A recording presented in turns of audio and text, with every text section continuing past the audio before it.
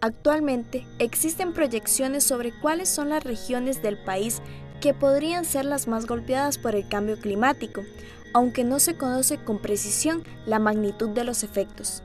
Lo que vemos es en el norte de Costa Rica más episodios de sequías y en el sur de Costa Rica más episodios de inundación, y con los niveles de temperaturas que probablemente van a subir. Para el caso de Costa Rica, consistentemente los modelos dicen que, por ejemplo, en la zona norte pacífica definitivamente va a haber se prevé, se proyecta que va a haber una disminución de precipitación.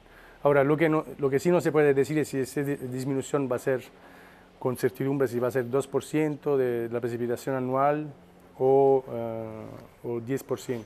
La seguridad alimentaria, que ya de por sí atraviesa una crisis que implica temas políticos y económicos, podrá verse aún más afectada a causa de las sequías e inundaciones, que disminuirán la posibilidad de alimento en ciertas zonas y encarecerán los productos básicos para la población. Pero antes de que la crisis alimentaria llegue a afectar a los consumidores, los primeros en sufrir las consecuencias serán los productores, que en su mayoría son pequeños y medianos agricultores.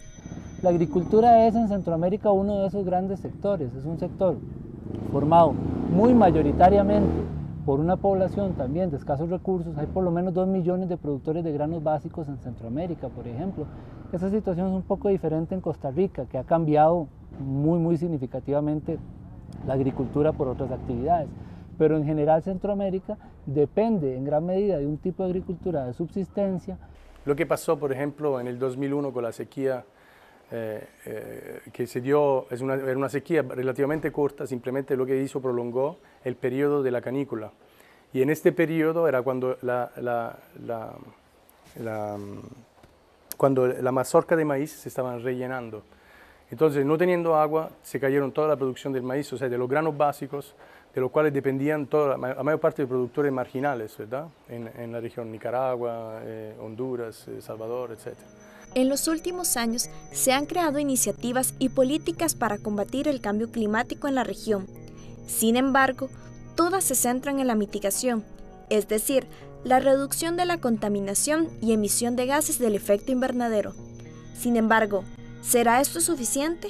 Si nosotros orientamos nuestras políticas al reducir el fenómeno, nuestro aporte va a ser mínimo y además va a responder a una lógica internacional, que es grandes países que no quieren hacer nada al respecto, que no van a cambiar su dinámica económica para reducir las emisiones, siendo los principales, como China, como Estados Unidos, como Europa, lo que hacen es pagarle a países como el nuestro para que reduzcan el problema, lo cual es sumamente simbólico.